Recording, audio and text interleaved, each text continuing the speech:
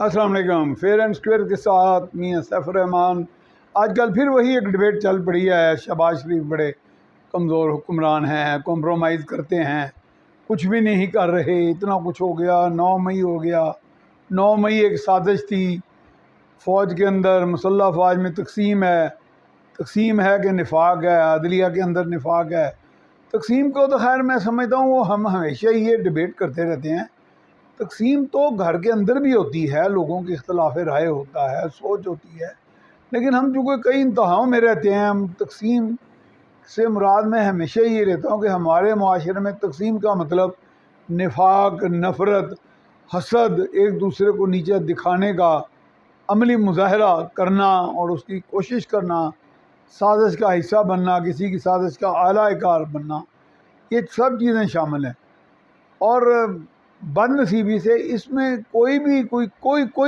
ٹاواں بندہ کوئی مبرر نظر آئے گا، بھلے وہ عدلیہ سے ہو، بھلے وہ عسکری قوتوں کی طرف میں ہو، وہ صحافت میں ہو،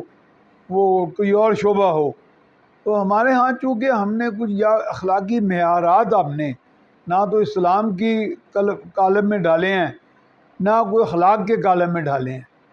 تو اس لیے پھر ہم مادر پدر آزاد ہی سارا سسٹم چل رہا ہے۔ اگر فیصلے آتے ہیں تو وہ مادر پدر آزاد ہوتے ہیں، منمانی، یعنی ہمارا سسٹم آف گورننس جو ہے نہ پارلیمانی ہے نہ صدارتی ہے، منمانی ہے۔ منمانی سسٹم آف گورننس جو ہے نا وہ چلتا رہا ہے، کبھی کسی کی منمانی، زیادہ تر تو خیر اسٹیبلشمنٹ کی رہی۔ اب اسٹیبلشمنٹ کی بھی جب ہم بات کرتے ہیں تو کئی لوگ تو خیر اس کو مختلف حصوں میں تقسیم کر دیتے ہیں کہ جی ہمارے ملک میں جو عناصر،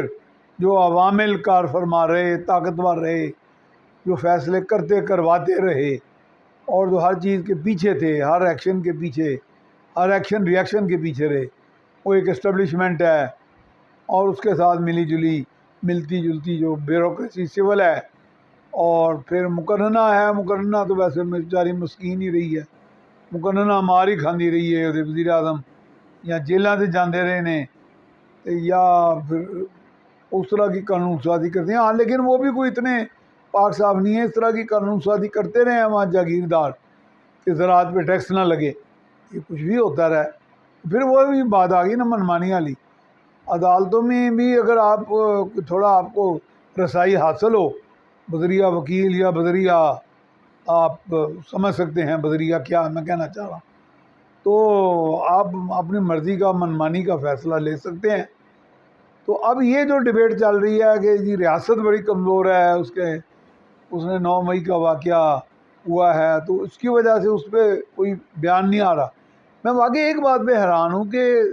سارا کچھ رانا ثناء اللہ کے ذمہ لگا دیا گیا، یا تو انہیں غصہ بڑا ہے یا انہیں بولنے کا بڑا شوق ہے۔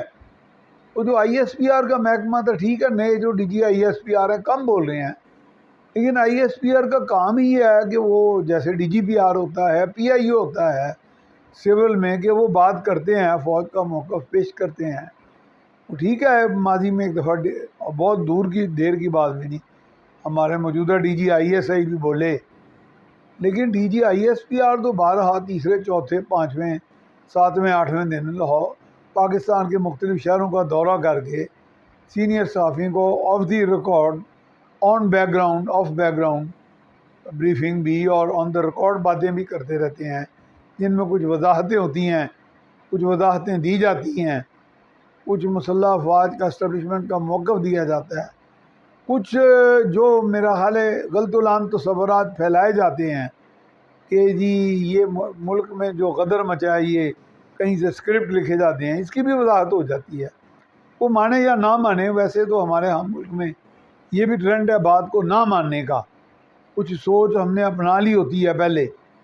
تو پھر ہم اس کے اوپر ہی تانے بانے بنتے جاتے ہیں۔ جیسا میں نے بتایا کہ آج سے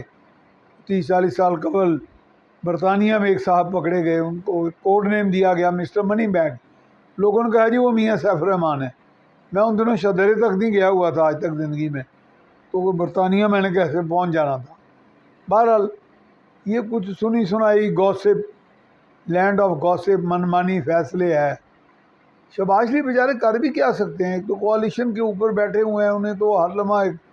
وہ ایک بالکل اس پل صراط پہ بیٹھے ہوئے ہیں کہ کہیں نیچے نہ گر جاؤں، تو وہ چاہتے ہیں ظاہر ہے پرائم منسٹر کا منصب کون چھوڑے گا، چاہے وہ عمران خان کی طرح بے اختیار ہو یا منافق وزیر اعظم ہو، وہ علیحدہ بات ہے۔ اختیار تو ایک دم چلا تو لگا ہوتا ہے نا، وہ دم چلا کون چھوڑتا ہے؟ تو آنے بہانے بی بی سید خانے یہ کام چل رہا ہے۔ لیکن میں یہ سمجھتا ہوں کہ اگر آرمی ایکٹ کے تحت مقدمہ چلانے ہیں، جسٹیفائی کرنا ہے، جھوٹ ہے سچ ہے، عوام حق میں ہیں، میڈیا حق میں ہے یا مخالف ہے، کم سے کم اور کچھ نہیں، یہ کام کرنا ہے یا نہیں کرنا، ان باتوں کو کسی طرح ماضی میں کبھی انشور کیا جاتا رہا نا، جو لوگ پسند نہیں تھے ان کو پھانسی بھی لگوا دی جاتی تھی۔ تو جو لوگوں نے آگے کور کمانڈر ہاؤس اور شہداء اور ایم ایم عالم اور کرنل شیر خان کے مجسموں کو یا ان کے انسگنیاز کو تخت و تاراج کی آگ لگائی، کیا وہ کسی کی حمایت پہ لگائی؟ D G I S P R S P برداشت نہیں کر سکتے؟